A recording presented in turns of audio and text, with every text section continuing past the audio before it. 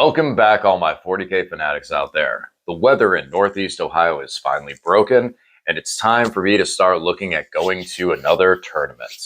And with getting ready for a tournament and practicing some of my many lists and getting ready for getting all those kinks worked out of those armies, I've been painting and prepping some of those units so that when it comes down to getting ready for a tournament, I don't have to spend a month and a half painting 2,000 points of Tyranids, and I never want to do that again. And I'm sure there's many out there who have that same extreme. Leave down in the comment section below, what is the largest army you painted in the shortest amount of a time for a tournament?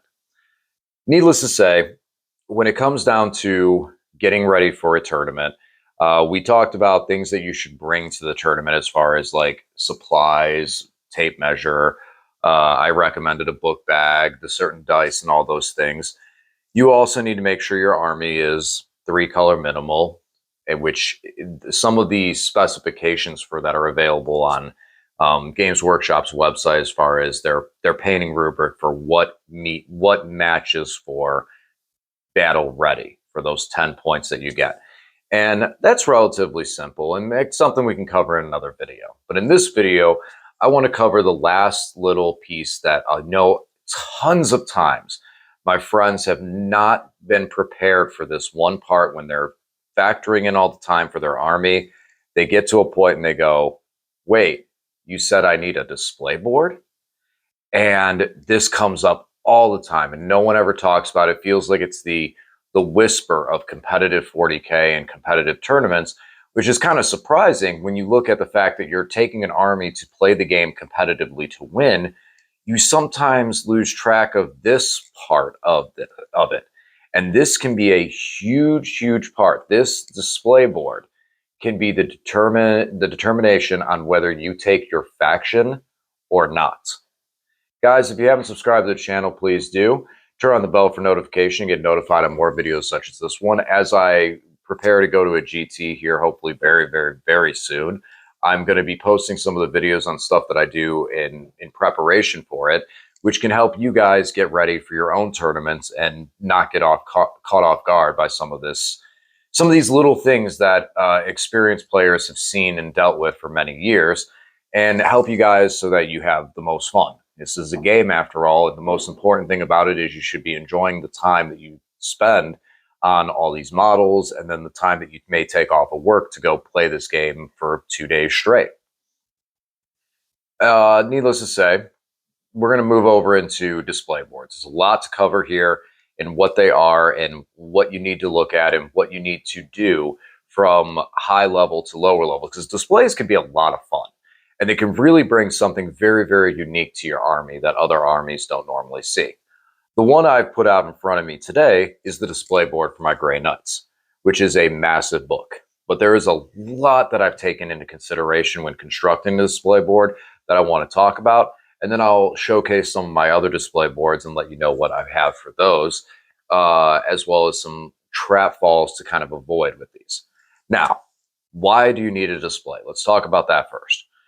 When your army gets judged, you typically, for most major tournaments, major GTs and that, they will come around and do paint judging.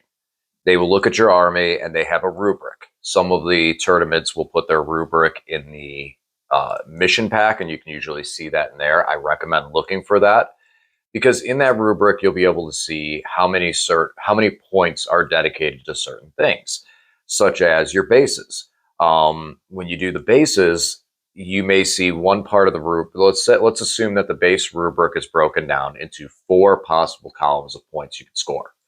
One is you get a 0 if there's no base work done at all. Black base or maybe primer on it, that's a 0. Then you get 1 point if there is paint, if your base is at least painted.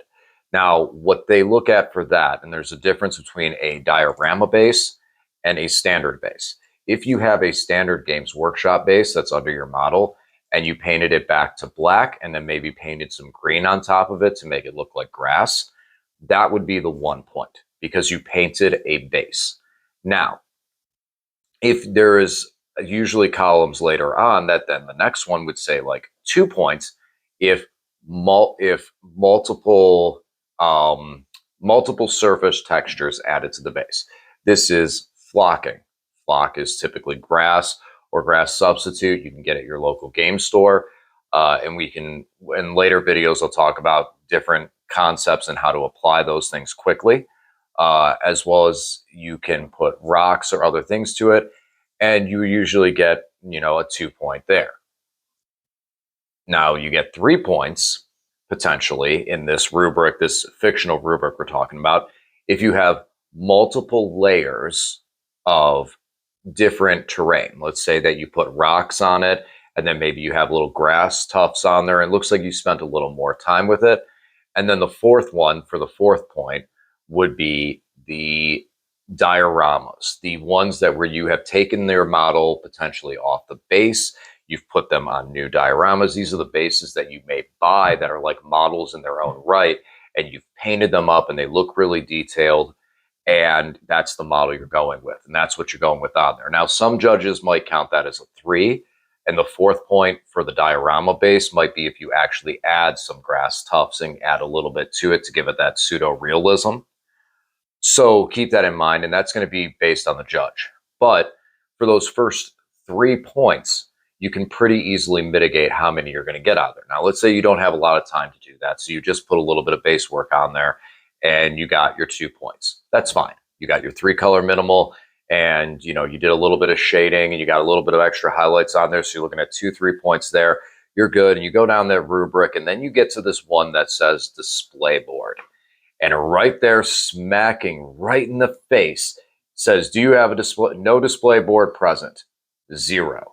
And then the next thing below it, it says, display board present. Simple. 1 sentence, not even caring how that display board looks. Do you have a display board? 15, 20, 25 points. Display boards are huge to your painting score. Massive, massive chunks. Every tournament I've been to, I always see that display boards are huge chunks of points. So these are things that you want to make sure that you have for your army. There are a couple suggestions I have. Number 1, if you don't have time, ask around your local gaming group. Usually, someone in your local gaming group will have a generic display board that they will say, here, you can borrow this. There's your 15, 20, 25 points. I personally have 3 display boards, one of which is my generic basic. It's got rocks, it's got grass, it's got a little bubbly pit on the outside. I even have a little cool static ball, which I'll show you later with it. That it's generic, it's basic. If you didn't have time to get a display board done, it's nice, it's easy, it's lightweight, it's convenient. That is why I'm pushing for this and making this video right now, is because I don't think a lot of people look at that. And then when they do look at the painting rubric and they see that, it already leads you to a bad impression going into that tournament, because you're like, wow, so I'm already going to be 15, 20, 20 points down of my first tournament because I don't have a display board. And then after you get there and you see some of the displays and what people put into it, man, you go home and you're like, man, I want to work on this. I want to do this. This is what I want to do. So with that being said, let's talk about more of what is a display board. I mean, it sounds pretty simple and self-explanatory, but there is a bunch of things that go into it. Number 1, a display board is a board that you use to display your army. With that, you want to make sure that it's big enough that your entire army can fit on it and not look too cluttered, but at the same time, not so massive and big that your TO looks at you and goes, where are you going to put that thing? Some people I've seen that build massive displays like that actually have them on self-standing carts, so you don't have to worry about that. I've seen display boards that are like 2 stories tall, and I mean 2 stories in 40K terms, not actual house terms, but they actually have 2, like a top and a bottom. I've seen some where a team will go and take a display board and they'll make one big display board and cut it up into 3 parts, and each of the players on their team will display their army on their portion of it, and they all come together. Those look really cool. But for the most part, realistically, it's something that you put out there to tie in your army and to display your army on, a project board, a diorama. Now, a couple of things you want to think about it is you want, one, it to make sense for your army. Is it a field of battle, or is it something else unique that's based around your army? Number two, try to incorporate your bases, your base coloring, your base rocks or grass or whatever into your display board as well, so things kind of match and synergize well. And number three is one that I don't personally do with a lot of my displays, is you can also try and factor in a way of how this display can be conveniently moved from table to table. I've seen a lot of people that with their displays, they may build rails along the outside of it that fall flat, and then what they can lift them up and remove maybe the frame for their base and be able to pick their display board up and move from table to table, having their army already ready to go at that time. So those are some things that you can also take into consideration, that a display board is not only just, should not be a burden, it can be a blessing in those matters. At the same time too, it's really like when you get these things done and you have them on the table, they look really cool and they really add a new aspect to your army. So the first display I want to talk about and give you guys some ideas and talk to you about what went into the construction for this is, and the first display I'm going to talk about today is going to be my one for my Grey Knights board. Now, some of my other displays are going to come into factor when I start getting closer to tournament time, because I believe I'm probably going to be taking Necrons to the next tournament. So we'll talk about that display when we get there. This one, however, is one of this in my Necron display board I'm very, very, very proud of. But these two are, this one, my Grey Knights board, is very, very unique in a lot of the concepts that I built for it. So for the Grey Knights, there are a lot of psychers and a lot of librarians, and we see a lot of things, the different tomes and codexes and everything with their army. So what I thought was I was going to build a giant book, and that's what I've done here. Now, with this display is huge, and it would take up a lot of room. A couple of things that are unique with this that I did with this display and I incorporated into it. Number one, this ribbon is not attached. It lays right down the center of it so that I can remove that. And the reason I did that is because these are actually two separate pieces. Now, the tether to the book for this piece can slide underneath it to cover over onto this side, but these are completely divisional. These are also 100% symmetrical, and we'll lift this one. They are also this is my pinky holding this up. This is very lightweight. What I did was I used styrofoam to build a skeleton for this, which was across the sides of it and then into the middle. Then I used just regular paper cardstock, went over the top of it and stapled it down while also using rubber cement and paper glue to hold it in place. The staples would not hold forever, eventually move away, but they held long enough for the paper glue to solidify. Then I put another layer on top of it, almost a paper mache thing, just to build a little more structure and thickness without adding overall weight. Now here's the cool part, the best part about this display.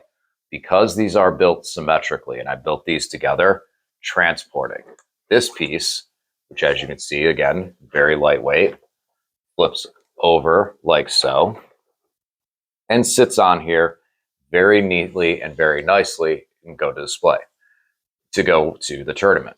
I also have two pieces, just thin balsa wood, to go with these as well. Those are more so that if there's something on the table that I don't catch, whether it's a coffee stain or a water stain or something, I don't accidentally damage my display board in the process. Now, there is one last little piece that I've also done with this display to make it that step up extra. And this is why I say that displays are a lot of fun and you can do a lot of really, really, really cool stuff with them when you build these up. Aki and I may have noticed that when I picked up this piece, and now you will if you didn't before, is that the paper is falling onto it. Well, I will do a close-up view of this and show you guys in a second here. But the writing is the army roster that I last used with it. Both of these are able to be removed, and I just wrote it out and put it and sent it over to Staples, I believe I did for this one, and had them print it to the dimensions that I have for the book. And then I just used a little bit of wood glue in the middle, so that it, or not wood glue, a little bit of rubber cement in the middle, but just a very, very tiny dollop of it so that I can peel it off. And as you can see, this is ready for the next time I use it. And then these just come right off. So now when you come up to my display and you go, that's pretty nice looking. That's a nice looking book. That's a really big book. And then I can stop and point to someone saying, yes, and there's my army roster across it as well.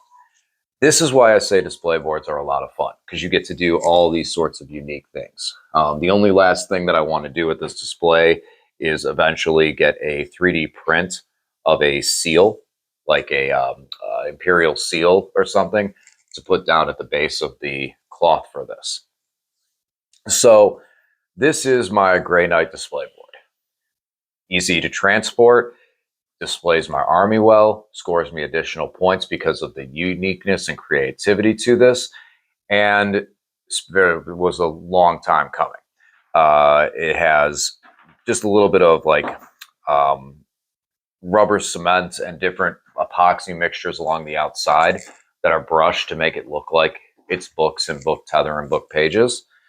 But this is the one that I will use for my Grey Knights. And like I said, I can easily remove and put the new roster on it. And every Grey Knight army that I will take to a tournament from this point on will use this display. Now, I said in later videos that I would show some other displays, but let's take a brief second and take a look at some of my other displays real quick, and then I can discuss them more in detail later on. But for the most part, I want to at least show you guys what I'm talking about with other displays for the other armies that I have. So for starters over here, let's talk about the generic display board. The generic display board that I have is the one that I use for my AdMech. And my buddy Tony is the one who actually made this up for me to help me I was running out of time. But this is my generic display board. As you can see, it is just gray rocks that I painted. You have a bunch of green flock that I attached to the outsides of it. But it also has 2 layers. An important thing to note for your bases and your display boards going forward is make sure that you have multiple tiers. Even if that tier is only a little centimeter up, that's something that judges like to see a lot of, is that tiering of the display board so that your models will be able to display nicely. This one has a really relatively good size to it. Most armies can deploy on it very nicely. And being the fact that I have the gray for the rocks, the brown for the dirt, as well as the green grass as well, multiple different armies, and depending on their bases and the way that they're painted up, can use this display. This is one that I loan out to my friends. I bring with me and say, here, if you need a display for those extra points, here you go. I have this up for you, ready to go. As for my Necron display board is a monstrosity. And this is one that I'm still working on constructing a box to be able to transport this thing in. But this is my Necron display. My Necron display has a lot of work that I put into it. It's got the back piece that removes so that it can be transported a little bit easier, as well as the fact that the artwork on the back is my own. That's why I keep this little piece of as you can see to the left of it, I have the canvas that I used when I first painted this piece, and then sent it to my buddy G, who was able to run it through Photoshop and make it look like a comic book. A lot of this has a very comic book-esque feel to it. As with the Infinity Gauntlet, I believe that if there's any army that would go hunting the Infinity Gauntlet and could utilize it, the one that would utilize it the best is the Necrons. So and this also comes into my Skorpekh Lord, who as well has I chopped up his fingers and made the Infinity Gauntlet on him. So for the most part, every time I play this army, play the Necrons, I make sure to incorporate one model with an Infinity Gauntlet on them, since that's my football that they pass around throughout it. This display has a little bit of lights in the LEDs for the Infinity Gauntlet that does come off of it. And as well, I can wear the Infinity Gauntlet, which I'm looking to build a new one here soon, one that's a little more flexible to have fun with for this army. The hand coming out of the comic book in the back as well, and the all original artwork, which again, that'll help for additional bonus points when displaying it at a tournament, since a lot of judges will see that everything here is my own and that I've put all this extra effort into this and help me score additional points. I've actually set this display up with my Necrons for best painting now 4 times in a row. And I will tell you this, looking at some of those armies that are painted, a lot of my painting of my actual models is not up to the caliber of stuff like Lane's Votann or Brian's Custodes and his Blood Angels. But what it comes into is the amount of work that's been put into it extra. My display board draws a lot of attention and really is something that people want to see set the next day. So it's helped me to be able to set my army up for best painted. Now I just need to move my Necrons forward a little bit more and get some more detail onto them. And I could probably take best painted at a tournament with this display and this army, which would be really exciting. So that's it for me and my displays and what I'm looking at going forward into the tournament seasons. Let me know what you guys think in the comment section or any questions on some of the displays. I'd be happy to do more of a deep dive onto some of my display boards or maybe making a display.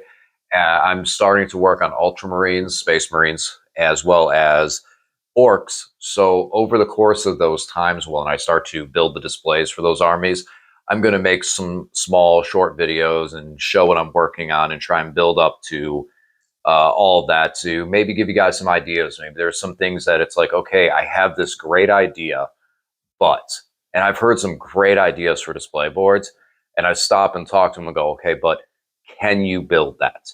Can you transport that? And are you going to have fun building, transporting it? And is it really going to get what you want out of it?